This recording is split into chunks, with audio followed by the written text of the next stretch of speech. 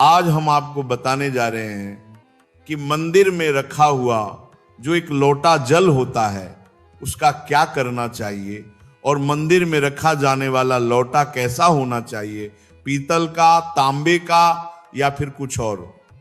बहुत लोग यहां गलती कर देते हैं और बाद में जीवन भर पछताते हैं।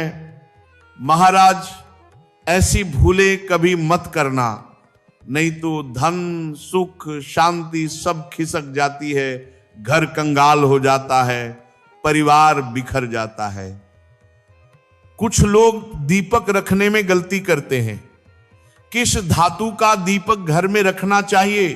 तांबे का, लोहे का, पीतल का, कांसे का, स्टील का या मिट्टी का? बहुतों ने मुझसे पूछा कि दीपक की बाती कच्चे कलावे से बनाएं या रुई से, और क्या हाथ में बांधने वाले सूती कलावे से दीपक बनाना शुभ होता है या अशुभ? महाराज, कुछ लोग यहां पर ऐसी भयंकर गलती कर बैठते हैं कि उनके जीवन में पितृदोष, शनि दोष, कालसर्प दोष, यहां तक कि भारी भरकम गरीबी तक लग जाती है। अब आगे बढ़े उससे पहले एक बात ध्यान रखें, इस ज्ञान को बीच में छोड़कर कभी मत जाना। अगर छोड़ना ही है तो अभी छोड़ दो महाराज, परंतु बीच में छोड़कर लक्ष्मी माता का अपमान मत करना। बहुत समय से आपके मन में प्रश्न आ रहे थे कि मुख्य द्वार पर जल छिड़कने का सही समय क्या है, सही विधि क्या है, किस समय जल छिड़कें? क्या बिना स्नान किए छिड़क सकते हैं? झाड़ू लगाने से पहले या बाद में छिड़कना चाहिए? पीरियड्स में जल छिड़क सकते हैं, दीपदान कर सकते हैं, घर के अंदर से छिड़के या बाहर से? फ्लैट में रहने वाले लोग क्या करें, किराएदार क्या करें, एक कमरे वाले क्या करें? आज आपकी सारी शंकाएं महाराज एक एक कर दूर हो जाएंगी। महाराज, पहले जानते हैं कि घर के बाहर या अंदर दीपक जलाने के 5 महान लाभ क्या है। ये 5 लाभ सुनकर आप चौंक जाएंगे, दंग रह जाएंगे। पहला लाभ, घर का अंधकार और नकारात्मकता दूर होती है। जब घर में दीपक जलता है वहां से अंधकार भागता है, नकारात्मकता कोसों दूर चली जाती है और सकारात्मक ऊर्जा का वास हो जाता है। जहां प्रकाश है वहां परमात्मा का वास है महाराज, और जहां अंधकार है वहां परेशानियां, बुरी शक्तियां और विघ्न बाधाएं प्रवेश करती हैं। तेल से जले दीपक का प्रभाव उसके बुझने के आधे घंटे तक रहता है और शुद्ध देसी घी का दीपक बुझने के 4 घंटे बाद तक वातावरण को पवित्र रखता है। दूसरा लाभ, वैज्ञानिक रूप से घर की शुद्धि होती है। घी या सरसों के तेल के दीपक से उठने वाला धुआं वातावरण को सात्विक करता है, हवा में फैले अदृश्य हानिकारक कणों का नाश करता है और हवा को पवित्र करता है। तीसरा लाभ, घर में सुख समृद्धि का वास होता है। सुबह और शाम भगवान के सामने दीपक अवश्य जलाना चाहिए। पूर्व दिशा में दीपक रखने से दीर्घायु, उत्तर दिशा में दीपक रखने से धन समृद्धि बढ़ती है। दीपक हमारे जीवन के अंधकार को भी दूर कर देता है महाराज। चौथा लाभ, बीमारियां दूर होती हैं। यदि आप दीपक में एक लौंग डालकर जलाते हैं तो चर्म रोग और कई प्रकार की बीमारियां अपने आप दूर होती चली जाती हैं। 5वां लाभ, शुभ शक्तियां आकर्षित होती हैं। जिस घर में रोज दीपक जलता है महाराज, वहां कभी अंधकार नहीं ठहरता, वहां सदैव सुख, शांति, समृद्धि और शुभ शक्तियों का आगमन होता है। अब प्रश्न आता है, मुख्य द्वार पर जल छिड़कने का सही समय क्या है? महाराज सुनिए, जल का छिड़काव सूर्योदय से पहले होना चाहिए।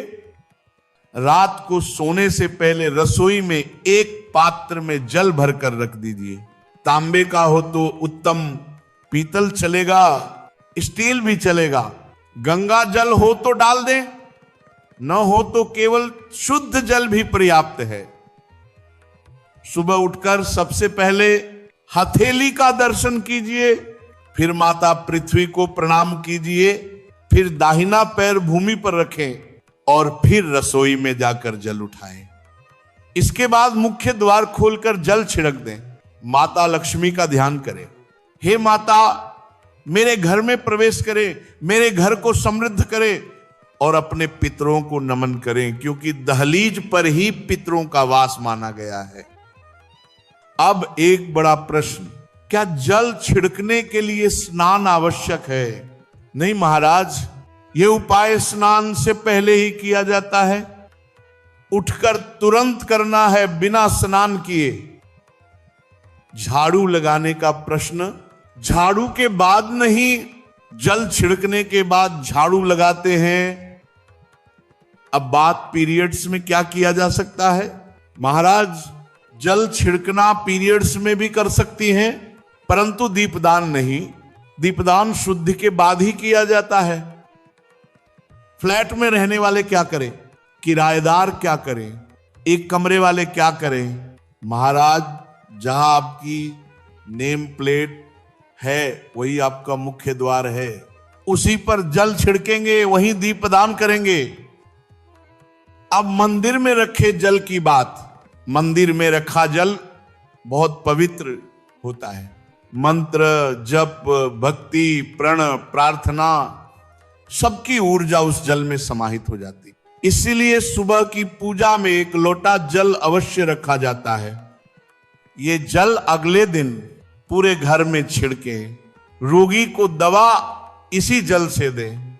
परिवार के सभी सदस्य थोड़ा थोड़ा पी सकते हैं। व्यापार स्थल पर छिड़के, तिजोरी पर छिड़के, बच्चों की किताबों पर छिड़के, और यदि भोजन सात्विक है तो रसोई में इस जल का उपयोग कर सकते हैं। लेकिन ये जल कभी भी तुलसी में अर्पित नहीं करना चाहिए, क्योंकि ये देवी देवताओं द्वारा ग्रहण किया गया जल होता है। हाँ, लड्डू गोपाल या राधा कृष्ण को अर्पित जल अगले दिन तुलसी में चढ़ाया जा सकता है। अब दीपक की धातु, स्टील का दीपक अशुभ, लोहे का दीपक शनि को क्रोधित करता है, कांच का दीपक राहु केतु को नाराज करता है। इसीलिए ये घर में कभी नहीं रखने चाहिए। शुभ क्या है?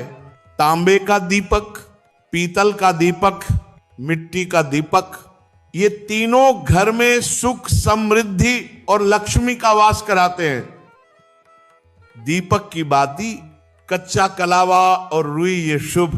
हाथ में बांधे जाने वाले सूती धागे से बाती बनाना अत्यंत अशुभ।